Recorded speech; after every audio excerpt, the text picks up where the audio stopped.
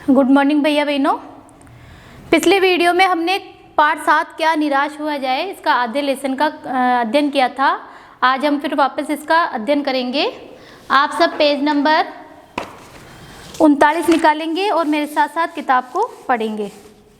Page number 39 है क्या निराश हुआ जाए। पार्ट 7 अपना क्या निराश हुआ जाए।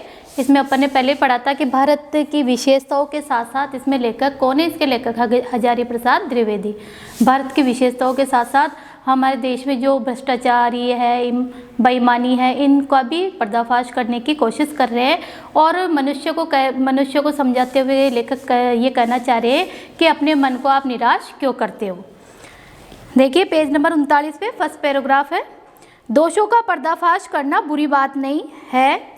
बुराई यह मालूम होती है कि किसी के आचरण के गलत पक्ष को उद्घाटित करके उसमें रस लिया जाता है और दोषोद्घाटन को एकमात्र कर्तव्य मान लिया जाता है। लेखक कह रहे हैं कि दोषों का अगर हम किसी के दोष ढूंढते हैं तो उसको पर्दाफाश करना कोई बुरी बात नहीं है, लेकिन कब बुरी बात होती है कि किसी के आचरण को हम गलत उद्घाटित यानी उसको गलत मानने की कोशिश करते हैं और उसको हम कर्तव्य मान लेते हैं कि इसकी तो हम इसकी बुराई हमें करनी ही है। बुराई में रस लेना बुरी बात है, अच्छाई में उतना ही रस लेकर उजागर न करना और भी बुरी बात है। देखो बुराई में रस लेना, अगर कोई किसी की हम बुराई करते हैं तो उसमें और भी हम बुराई ढूंढते रहते हैं तो ये तो बुरी बात है, लेकिन अच्छाई में उतना ही हम रस लेकर उसको अच्छे से प्रकट कर उजागर करें तो बुरी बात है। अगर उसको भी उजागर हमने नहीं किया तो वह बुरी बात है। सैकड़ों घटनाएं ऐसी घटित है कि जिन्हें उजागर करने से लोक चित्त में अच्छाई के प्रति अच्छी भावना जगती है। ऐसी कई प्रकार की घटनाएं हैं जिनको हम प्रकट कर दे तो लोक चित्त यानी संसार में बहुत अच्छाई के प्रति अच्छी भावना जगती है। एक बार रेलवे स्टेशन पर टिकट लेते हुए गलती से मैंने 10 के बजाय 100 रुपये का नोट दे दिया। देखो लेखक कह रहा है कि एक बार रेलवे स्टेशन पे क्या हुआ कि उन्होंने गलती से 10 रुपये के बजाय 100 रुपये का नोट दे दिया। मैं जल्दी गाड़ी में आकर बैठ गया। थोड़ी देर टिकट बाबू उन दिनों में के सेकंड क्लास के डिब्बे में हर आदमी का चेहरा पहचानता हुआ उपस्थित हुआ। उसने मुझे पहचान लिया और बड़ी विनम्रता के साथ मेरे हाथ में 90 रुपये रख दिए और बोला, यह बहुत गलती हो गई थी। आपने भी नहीं देखा, मैंने भी नहीं देखा। उसके चेहरे पर विचित्र संतोष की गरिमा थी। मैं चकित रह गया। देखो अच्छाई के लिए इसमें इसका ये दिया उदाहरण कि भाई एक बार रेलवे स्टेशन पर जब लेखक जाते हैं तो 10 रुपये के नोट के बजाय 100 रुपये का नोट देते थे, लेकिन फिर भी टिकट बाबू की ईमानदारी थी कि उन्होंने जाके और उनको वो पहचानते हैं लेखक को और वो जाकर वापस उन्हें 90 रुपये वापस दे देते हैं, जिससे उन्हें बहुत संतोष और सुख की प्राप्ति होती है। मैं चकित रह गया यानी मैं हमेशा आश्चर्य रह गया। कैसे कहूँ कि दुनिया में सच्चाई और ईमानदारी लुप्त हो गई है। वैसे अनेक अवांछित घटनाएं भी हुई है, परंतु यह एक घटनाएं ठगी और वंचना की अनेक घटनाओं से अधिक शक्तिशाली है। देखो इस संसार में काफ़ी ऐसी घटनाएं होती है जो हमें इस पे ले जाती है, सच्चाई और ईमानदारी के साथ साथ बेईमानी पे भी ले जाती है। कई अच्छे लोग भी होते हैं तो कई जगह बुरे लोग भी होते हैं। एक बार मैं बस में यात्रा कर रहा था। मेरे साथ मेरी पत्नी और 3 बच्चे भी थे। बस में कुछ खराबी थी, रुक कर चलती थी। गंतव्य से कोई 8 किलोमीटर यानी जहाँ स्थान उनको पहुँचना है वहाँ से 8 किलोमीटर पहले ही एक निर्जन सुनसान स्थान पर बस ने जवाब दे दिया। निर्जन यानी बिल्कुल सुनसान था, जंगल था, वहाँ पे उन्होंने जवाब दे दिया।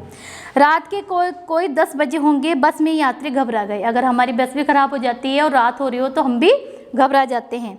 कंडक्टर उतर गया और एक साइकिल लेकर चलता बना। लोगों का संदेह होगा कि हमें धोखा दिया जा रहा है। बस में बैठे लोगों ने तरह तरह की बातें शुरू कर दी। किसी ने कहा यहाँ डकैती होती है। 2 दिन पहले इस तरह एक बस को लूटा गया था। अब काफ़ी जब हम भी जानते हैं अगर कोई ऐसी बात होती है तो जगह जगह पर अलग अलग लोग अपनी अपनी अफवाहें फैलाते रहते हैं।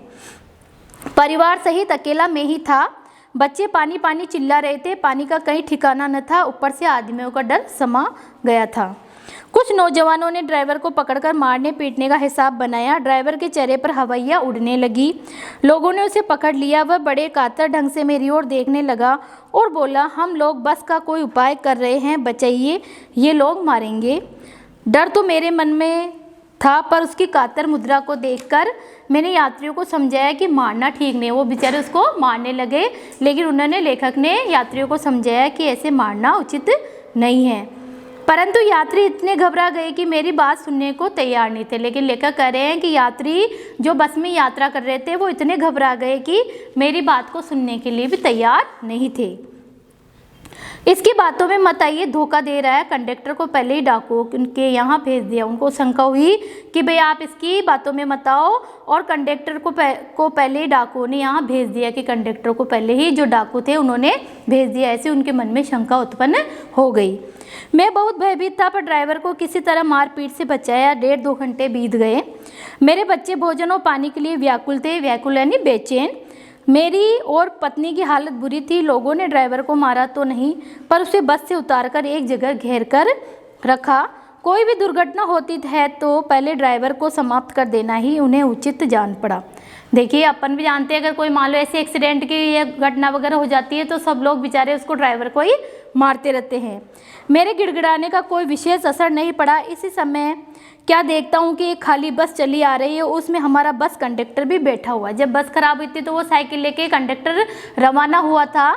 वही बस अब उनको दिख रहा है कि वो देखते हैं कि एक खाली बस आ रही है और उसमें हमारा बस कंडक्टर भी बैठा हुआ है। उसने आते ही कहा, अड्डे से नई बस लाया हूँ, इस बस पर बैठिए। वह बस चलाने लायक नहीं है। फिर मेरे पास एक लोटे में पानी और थोड़ा दूध लेकर आया और बोला, पंडित जी, बच्चों को रोना मुझसे देखा नहीं गया, वही दूध मिल गया, थोड़ा लेता आया। यात्रियों में फिर जान आई।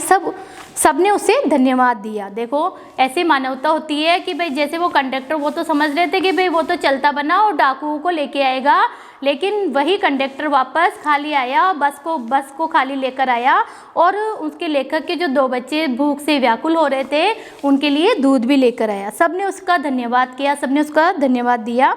ड्राइवर से माफ़ी मांगी और 12 बजे से पहले ही सब लोग बस अड्डे पहुंच गए। और 12 बजे के बाद में 12 बजे से पहले ही सब लोग बस के निर्धारित स्थान पर पहुंच गए।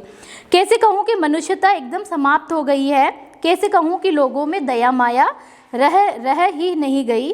जीवन में जाने कितनी ऐसी घटनाएं हुई जिन्हें मैं भूल नहीं सकता।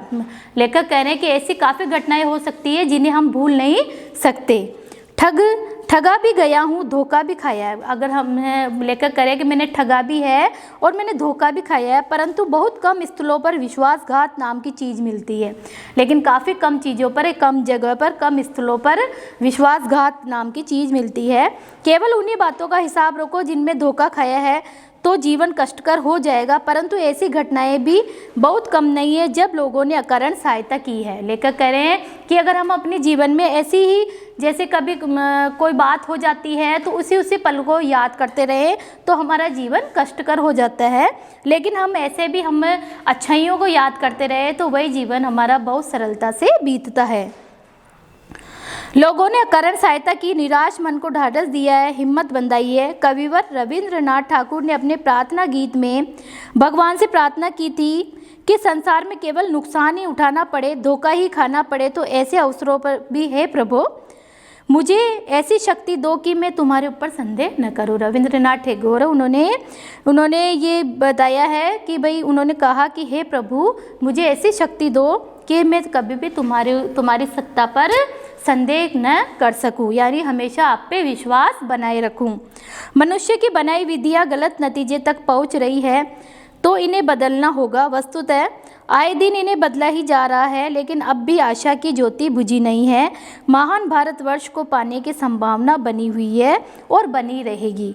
मेरे मन निराश होने की ज़रूरत नहीं है कि हे मन, हमें निराश होने की ज़रूरत नहीं है। हमें हमेशा अपन को खुद की अच्छाई की ओर अग्रसर होना चाहिए, बुराई की तरफ नहीं देखना चाहिए। इसके लेखक हजारी प्रसाद द्विवेदी। आज अपन ने इस वीडियो में पूरे लेसन का अध्ययन कर लिया है। कल अपन इसके क्वेश्चन आंसर करेंगे। आप भी इस लेसन को पढ़ेंगे और पाठ के पीछे से जो इसके शब्दार्थ लिखे हुए हैं उसको अपनी कॉपी में कर लेंगे। Thank you.